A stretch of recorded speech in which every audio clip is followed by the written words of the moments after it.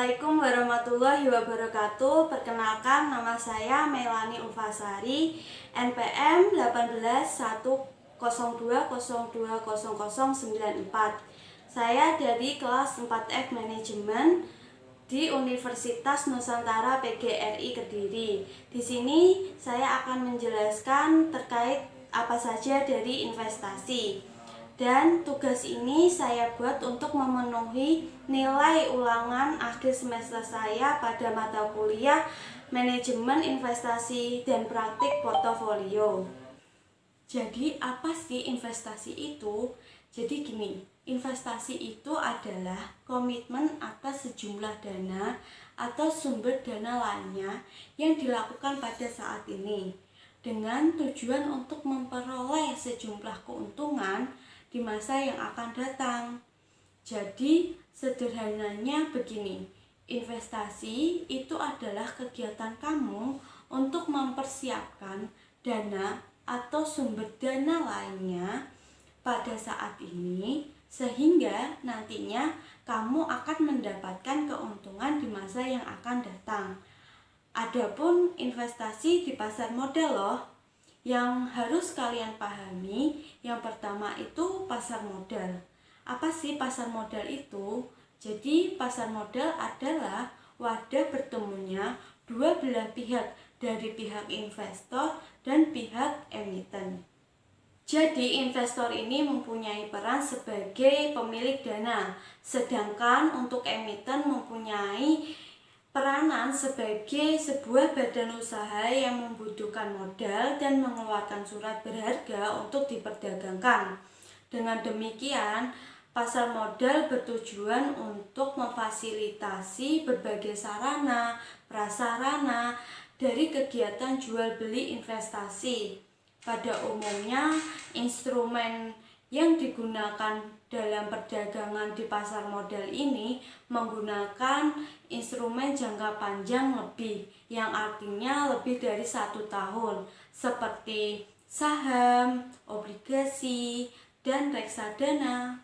Jadi di sini saya akan menjelaskan tentang instrumen yang diperdagangkan dalam pasar modal. Yang pertama adalah saham. Saham ini merupakan surat yang berharga yang mencatat kepemilikan kita pada sebuah perusahaan.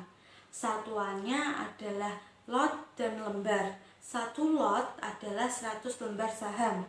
Dan pastinya bukan berbentuk lembaran kertas, melainkan lot dan lembar yang sudah dicatat secara digital. Saham diterbitkan saat suatu perusahaan mau mengumpulkan modal dari masyarakat. Penerbitan pertama ini untuk saham disebut IPO. Pada IPO, perusahaan menerbitkan sejumlah lembaran saham dan masyarakat bisa membeli lembaran saham tersebut. Uang yang dipakai akan dipakai perusahaan untuk kegiatan usahanya. Adapun keuntungan dari menggunakan saham, yang pertama capital gain. Capital gain adalah suatu keuntungan yang diperoleh saat harga jual saham lebih tinggi dibandingkan harga beli. Yang kedua ada dividen. Dividen merupakan pembagian keuntungan yang diberikan perusahaan dan berasal dari keuntungan yang dihasilkan oleh perusahaan. Adapun beberapa risiko saham, yaitu risiko likuiditas. Risiko likuiditas ini perusahaan yang dimiliki dinyatakan mengalami kebangkrutan. Yang kedua ada capital loss. Capital loss adalah kerugian yang disebabkan oleh harga jual saham lebih rendah dibandingkan harga belinya. Yang kedua ada obligasi. Obligasi merupakan investasi yang umum kita temui. Obligasi sederhananya adalah pinjaman yang nantinya dibayarkan menggunakan bunga. Contohnya gini, pemerintahan membuat jalan tol yang melewati Selat Jawa. Ini misal ya. Tapi pemerintahan ini kekurangan uang. Tapi kalau bikin proyek kan pasti membutuhkan uang. Uangnya untuk beli bahan baku dan membayar para pekerja. Nah, pemerintahan ini yang butuh uang pada akhirnya menjual obligasi yang bisa kita beli. Obligasi ini bisa dikatakan investasi yang mempunyai risiko rendah atau risiko yang kecil, karena kalian sudah pasti mendapatkan kepastian berapa uang yang akan dikembalikan sama si penjual obligasi ini. Nah, obligasi bedanya dengan cara investasi lain, misalnya dengan investasi saham. Bedanya kalau obligasi meminjamkan uang dan pinjaman uang tersebut sudah pasti dikembalikan sesuai dengan kesepakatan sebelumnya. Kalau saham, kalian harus beli saham terlebih dahulu dan harganya juga bisa naik, juga bisa turun dengan melihat mekanisme pasar. Jadi kalau mau investasi saham itu saya rasa sulit diprediksi. Kalau bedanya menggunakan investasi obligasi, menurut saya sudah pasti bisa diprediksi. Nah, untuk berinvestasi dalam pasar modal dapat dilakukan dengan dua cara, yaitu cara pertama adalah investasi langsung, cara kedua investasi tidak langsung. Untuk cara pertama ini, investasi dilakukan tanpa melalui manajer investasi. Namun dalam investasi ini mewajibkan seorang investor untuk membuka atau mempunyai akun rekening dari perusahaan sekuritas. Lalu untuk investasi tidak langsung, investasi ini dapat dilakukan dengan cara memanfaatkan jasa dari manajer investasi. Baik teman-teman, di sini saya akan menjelaskan produk investasi yang dipilih sebaiknya harus disesuaikan dengan kebutuhan seperti 3 hal berikut ini. Hal yang pertama itu menentukan bagaimana tujuan investasi tersebut. Apakah diperuntukkan sebagai kebutuhan jangka pendek atau bahkan jangka menengah ataukah jangka panjang. Hal yang kedua, risk appetite atau selera risiko. Hal ini menentukan apakah Anda menyukai risiko sedang, risiko tinggi, atau bahkan risiko yang aman. Hal yang ketiga adalah menentukan jumlah dana untuk investasi yang secara rutin yang akan diinvestasikan nantinya. Jadi, dana investasi dengan dana kebutuhan sehari-hari ini dibedakan. Hal ini bisa menguntungkan di kemudian hari atau bahkan bisa mengoptimalkan adanya keuangan apabila nantinya di kemudian hari ada masalah perihal keuangan, bisa menggunakan dana yang diinvestasikan sebelumnya.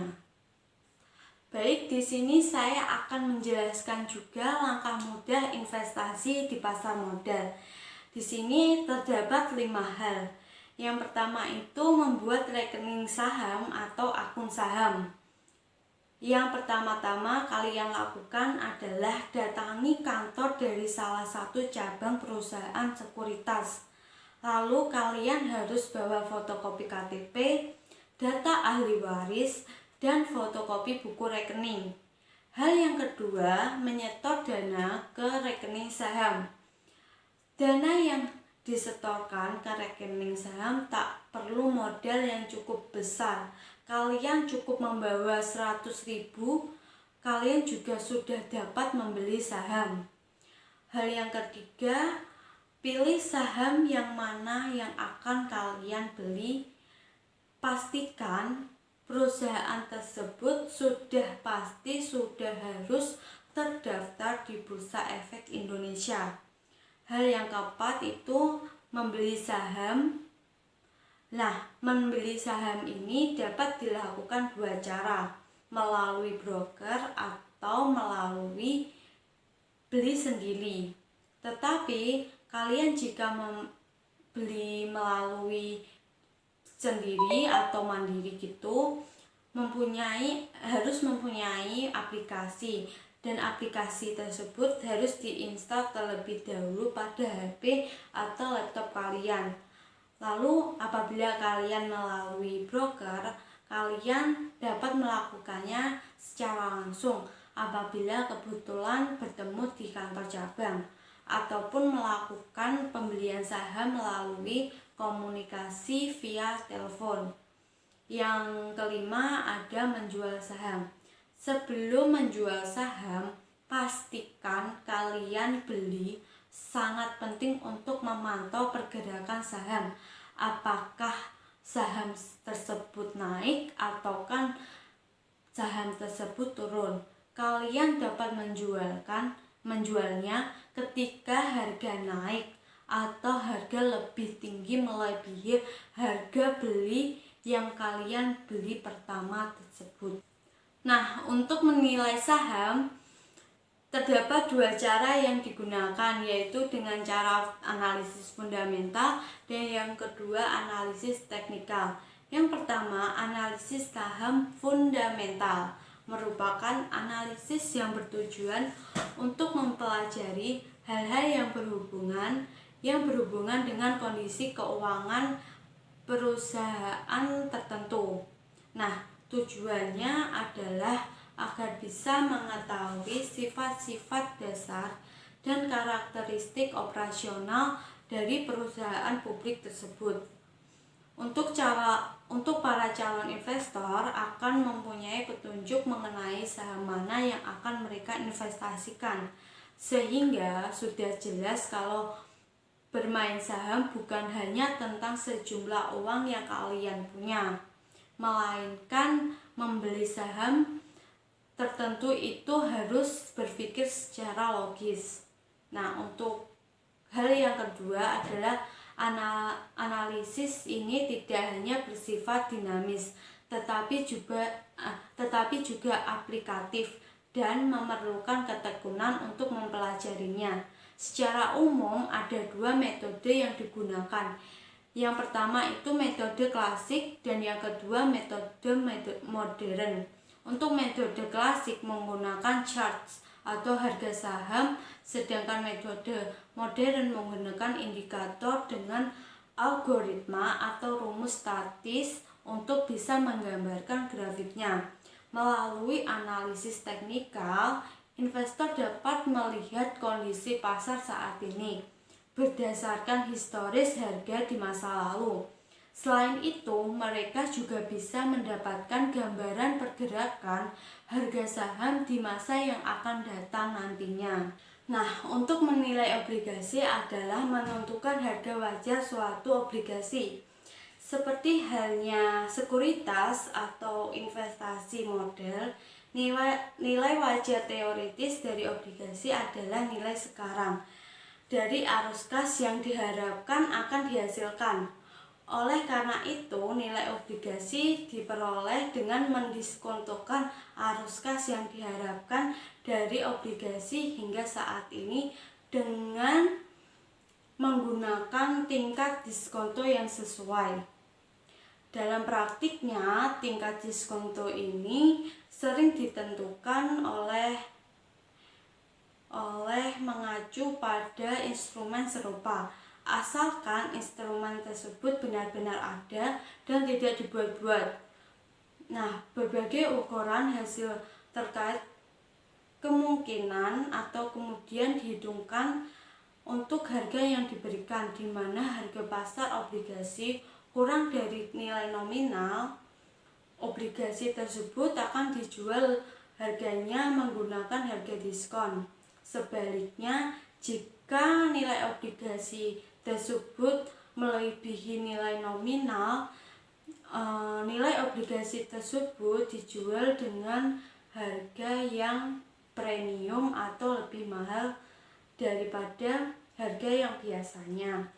Baik teman-teman, di sini saya mempunyai tips memilih saham yang baik berdasarkan analisis fundamental. Dari analisis yang lakukan dengan analisis fundamental. Yang perlu diperhatikan adalah acuan untuk menentukan baik atau buruknya saham. Berikut ini adalah kriteria-kriteria yang bisa digunakan sebagai acuan. Yang pertama, mempunyai kapitalisasi pasar kurang dari 500 miliar.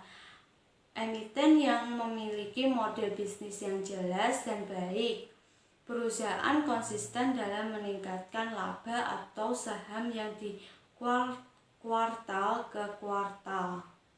Lalu nomor 2, perusahaan tidak mempunyai utang lebih besar dari debit quality ratio atau DER. Yang ketiga, saham menjadi market leader. Dan yang keempat, price earning ratio atau PER rata-rata tidak jauh beda. Baik teman-teman, di sini saya juga mempunyai tips memilih obligasi yang baik. Kalian bisa mempraktekkan beberapa tips berikut ini. Yang pertama, ada pilih waktu yang tepat untuk bertransaksi.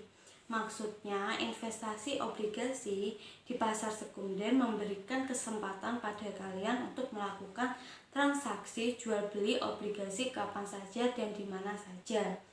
Yang kedua, ikuti rate suku bunga. Maksudnya, saat berinvestasi, kalian harus ingat bahwa harga obligasi selalu berbanding terbalik dengan nilai suku bunga dan imbal hasil obligasi.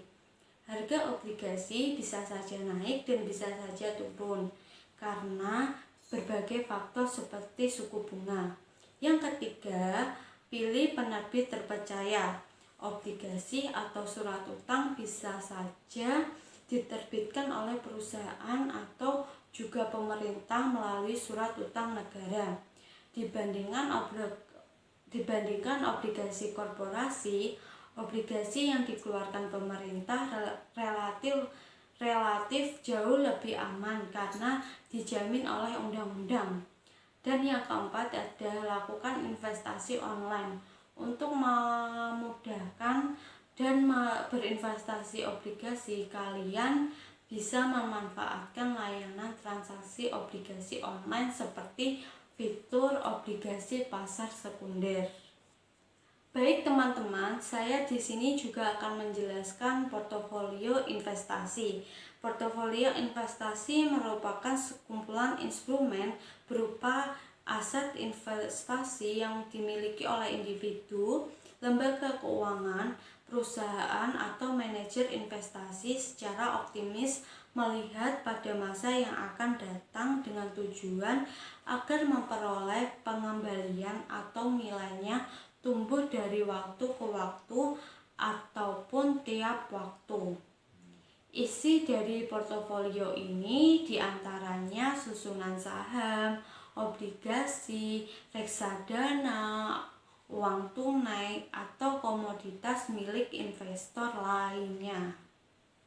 Baik, berikutnya saya akan menjelaskan tentang cara membuat portofolio investasi. Yang pertama, kalian menyiapkan anggaran investasi. Ya, benar, melakukan investasi memang bisa mendatangkan keuntungan. Namun, mengelola anggaran keuangan sebelumnya pun harus diperhatikan. Investasi bisa dilakukan dengan menyisihkan 10% sampai 20% dari penghasilan. Yang terpenting adalah disiplin dan yang pasti konsisten. Yang kedua, ada mengetahui aset investasi. Cara membuat portofolio investasi berikutnya adalah dengan menentukan investasi yang tepat.